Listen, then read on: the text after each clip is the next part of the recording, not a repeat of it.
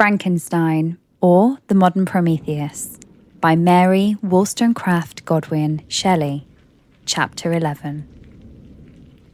It is with considerable difficulty that I remember the original era of my being. All the events of that period appear confused and indistinct. A strange multiplicity of sensations seized me, and I saw, felt, heard, and smelt at the same time. And it was, indeed, a long time before I learned to distinguish between the operations of my various senses. By degrees, I remember a stronger light pressed upon my nerves, so that I was obliged to shut my eyes. Darkness then came over me and troubled me, but hardly had I felt this when, by opening my eyes, as I now suppose, the light poured in upon me again. I walked and, I believe, descended, but I presently found a great alteration in my senses. Before, dark and opaque bodies had surrounded me, impervious to my touch or sight, but I now found that I could wander on at liberty, with no obstacles which I could not either surmount or avoid. The light became more and more oppressive to me, and the heat wearying me as I walked. I sought a place where I could receive shade. This was the forest near Ingolstadt, and here I lay by the side of a brook resting from my fatigue, until I felt tormented by hunger and thirst. This roused me from my nearly dormant state, and I ate some berries which I found hanging on the trees or lying on the ground. I slaked my thirst at the brook, and then lying down, was overcome by sleep. It was dark when I awoke. I felt cold also, and half frightened, as it were, instinctively, finding myself so desolate. Before I had quitted your apartment on sensation of cold, I had covered myself with some clothes, but these were insufficient to secure me from the dews of night. I was a poor, helpless, miserable wretch. I knew and could distinguish nothing. But feeling pain invade me on all sides, I sat down and wept. Soon a gentle light stole over the heavens and gave me a sensation of pleasure. I started up and beheld a radiant form rise from among the trees. The moon. I gazed with a kind of wonder. It moved slowly, but it enlightened my path, and I again went out in search of berries. I was still cold when under one of the trees I found a huge cloak, with which I covered myself and sat down upon the ground. No distinct ideas occupied my mind. All was confused. I felt light and hunger and thirst and darkness. Innumerable sounds rang in my ears, and on all sides various scents saluted me. The only object that I could distinguish was the bright moon, and I fixed my eyes on that with pleasure. Several changes of day and night passed, and the orb of night had greatly lessened, when I began to distinguish my sensations from each other. I gradually saw plainly the clear stream that supplied me with drink, and the trees that shaded me with their foliage. I was delighted when I first discovered that a pleasant sound, which often saluted my ears, proceeded from the throats of the little winged animals who had often intercepted the light from my eyes. I began also to observe, with greater accuracy, the forms that surrounded me and to perceive the boundaries of the radiant roof of the light which canopied me. Sometimes I tried to imitate the pleasant songs of the birds, but was unable. Sometimes I wished to express my sensations in my own mode, but the uncouth and inarticulate sounds from which broke from me frightened me into silence again. The moon had disappeared from the night, and again, with a lessened form, showed itself, while I still remained in the forest. My sensations had by this time become distinct, and my mind received every day additional ideas. My eyes became accustomed to the light and to perceive objects in their right forms. I distinguished the insect from the herb, and by degrees one herb from another.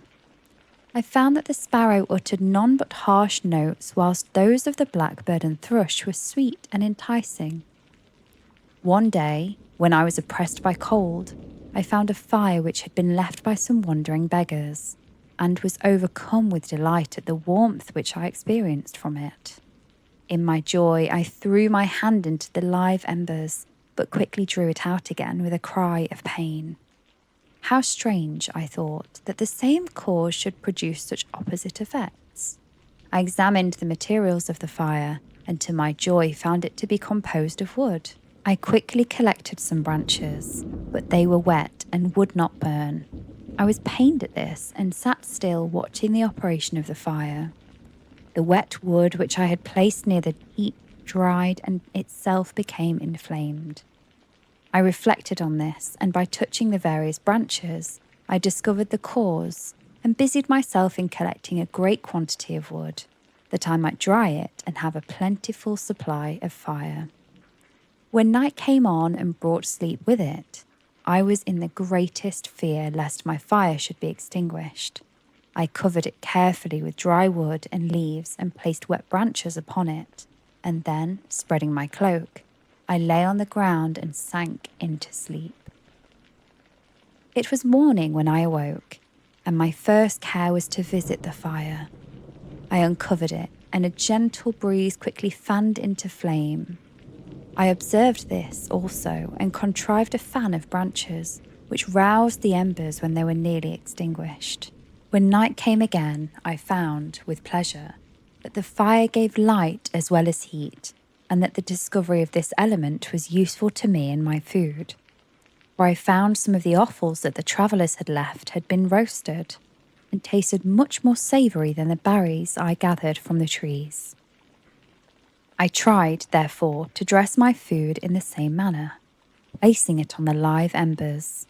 I found that the berries were spoiled by this operation, and the nuts and roots much improved. Food, however, became scarce, and I often spent the whole day searching in vain for a few scarce acorns to assuage the pangs of hunger. When I found this, I resolved to quit the place that I had hitherto inhabited, to seek for one where the few wants I had experienced would be more easily satisfied. In this emigration, I exceedingly lamented the loss of the fire which I had obtained through accident, and knew not how to reproduce it. I gave several hours to the serious consideration of this difficulty, but I was obliged to relinquish all attempt to supply it, and wrapping myself up in my cloak, I struck across the wood towards the setting sun. I passed 3 days in these rambles, and at length discovered the open country. A great fall of snow had taken place the night before, and the fields were one of uniform white.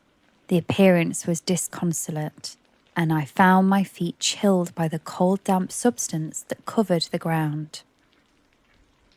It was about 7 in the morning, and I longed to obtain food and shelter. At length I perceived a small hut on a rising ground, which had doubtless been built for the convenience of some shepherd. This was a new sight to me, and I examined the structure with great curiosity. Finding the door open, I entered. An old man sat in it near a fire, over which he was preparing his breakfast. He turned on hearing a noise and perceived me, shrieked loudly, and quitting the hut, ran across the fields with a speed of which his debilitated form hardly appeared capable. His appearance, different from any I had ever before seen, and his flight somewhat surprised me, but I was enchanted by the appearance of the hut. Here the snow and rain could not penetrate. The ground was dry, and it presented to me then as exquisite and divine a retreat as pandemonium appeared to the demons of hell after their sufferings in the lake of fire. I greedily devoured the remnants of the shepherd's breakfast, which consisted of bread, cheese, milk, and wine. The latter, however, I did not like. Then, overcome by fatigue, I lay down among some straw and fell asleep. It was noon when I awoke, and allured by the warmth of the sun which shone brightly on the white ground, I determined to recommence my travels. And, depositing the remnants of the peasant's breakfast in a wallet I found, I proceeded across the fields for several hours, until at sunset I arrived at a village. How miraculous did this appear! The huts, the neater cottages, and stately houses engaged my admiration by turns. The vegetables in the gardens, the milk and cheese that I saw placed at windows of some of the cottages allured my appetite. One of the best of these I entered, but I had hardly placed my foot within the door before the children shrieked, and one of the women fainted. The whole village was roused, some fled, some attacked me, until, grievously bruised by stones and many other kinds of missile weapons, I escaped to the open country and fearfully took refuge in a low hovel, quite bare, and making a wretched appearance after the palaces I had beheld in the village. This hovel, however, joined a cottage of a neat and pleasant appearance, but after my late, dearly bought experience, I dared not enter it. My place of refuge was constructed of wood, but so low that I could with difficulty sit upright in it. No wood, however, was placed on the earth, which formed the floor, but it was dry, and although the wind entered it from innumerable chinks, I found it an agreeable asylum from the snow and rain. Here, then, I retreated and lay down happy to have found a shelter, however miserable, from the inclemency of the season, and still more from the barbarity of man. As soon as morning dawned, I crept from my kennel, that I might view the adjacent cottage and discover if I could remain in the habitation I had found. It was situated against the back of the cottage and surrounded on the sides, which were exposed, by a pigsty and a clear pool of water. One part was open, and by that I had crept, but now I covered every crevice by which I might be perceived with stones and wood, yet in such a manner that I might move them on occasion to pass out. All the light I enjoyed came through the sty, and that was sufficient for me. Having thus arranged my dwelling and carpeted it with clean straw, I retired, for I saw the figure of a man at a distance, and I remembered too well my treatment at the night before to trust myself in his power. I had first, however, provided for my sustenance for that day by a loaf of coarse bread, which I purloined, and a cup with which I could drink more conveniently than from any hand of the pure water which flowed by my retreat. The floor was a little raised, so that it was kept perfectly dry, and by its vicinity to the chimney of the cottage it was tolerably warm. Being thus provided, I resolved to reside in this hovel until something should occur which might alter my determination. It was indeed a paradise compared to the bleak forest, my former residence, the rain-dropping branches and dank earth. I ate my breakfast with pleasure and was about to remove a plank to procure myself a little water when I heard a step, and looking through a small chink I beheld a young creature with a pail on her head passing before my hovel. The girl was young and of gentle demeanour, unlike what I have since found cottagers and farmhouse servants to be. Yet she was meanly dressed, a coarse blue petticoat and a linen jacket being her only garb. Her fair hair was plaited but not adorned. She looked patient yet sad. I lost sight of her, and in about quarter of an hour she returned bearing the pail, which was now partly filled with milk. As she walked along, seemingly incommoded by the burden, a young man met her, whose countenance expressed a deeper despondence. Uttering a few sounds with an air of melancholy, he took the pail from her head and bore it to the cottage himself. She followed, and they disappeared. Presently I saw the young man again with some tools in his hand cross the field behind the cottage, and the girl was also busied sometimes in the house and sometimes in the yard. Examining my dwelling, I found that one of the windows of the cottage had formerly occupied a part of it, but The panes had been filled up with wood. In one of these was a small and almost imperceptible chink through which the eye could just penetrate. Through this crevice, a small room was visible, whitewashed and clean, but very bare of furniture. In one corner, near a small fire, sat an old man, leaning his head on his hands in a disconsolate attitude. The young girl was occupied in arranging the cottage, but presently she took something out of the drawer, which employed her hands, and she sat down beside the old man, who, taking up an instrument, began to play and produce sounds sweeter than the voice of the thrush or the nightingale. It was a lovely sight, even to me, the poor wretch who had never beheld aught beautiful before. The silver hair and benevolent countenance of the aged cottager won my reverence, while the gentle manners of the girl enticed my love. He played a sweet, mournful air which I perceived drew the tears from the eyes of his amiable companion, of which the old man took no notice, until she sobbed audibly. He then pronounced a few words, and the fair creature, leaving her work, knelt at his feet.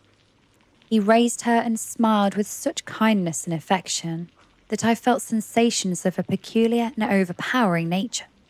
They were a mixture of pain and pleasure, such as I had never before experienced, either from hunger or cold, warmth or food, and I withdrew from the window, unable to bear these emotions. Soon after this, the young man returned, bearing on his shoulders a load of wood. The girl met him at the door, helped to relieve him of his burden, and taking some of the fuel into the cottage, placed it onto the fire. Then she and the youth went apart into a nook of the cottage, and he showed her a large loaf and a piece of cheese. She seemed pleased and went into the garden for some roots and plants, which she placed in water and then upon the fire. She afterwards continued her work whilst the young man went into the garden and appeared busily employed in digging and pulling up roots. After he had been employed thus about an hour, the young woman joined him and they entered the cottage together. The old man had, in the meantime, been pensive, but on the appearance of his companions he assumed a more cheerful air, and they sat down to eat. The meal was quickly dispatched. The young woman was again occupied in arranging the cottage. The old man walked before the cottage in the sun for a few minutes, leaning on the arm of the youth. Nothing could exceed in beauty and contrast between these two excellent creatures.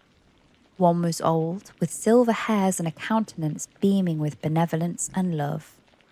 The younger was slight and graceful in his figure, and his features were moulded with the finest symmetry, yet his eyes and attitude expressed the utmost sadness and despondency. The old man returned to the cottage, and the youth, with tools different from those he had used in the morning, directed his steps across the fields.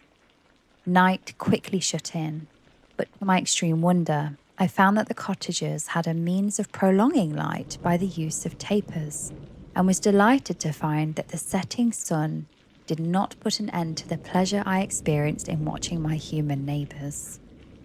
In the evening, the young girl and her companion were employed in various occupations, which I did not understand, and the old man again took up the instrument which produced the divine sounds that had enchanted me in the morning. So soon as he had finished, the youth began, not to play, but to utter sounds that were monotonous and neither resembling the harmony of the old man's instrument, nor the song of the birds. Since I found that he read aloud, but at that time I knew nothing of the science of words or letters. The family, after having been thus occupied for a short time, extinguished their lights and retired, as I conjectured, to rest.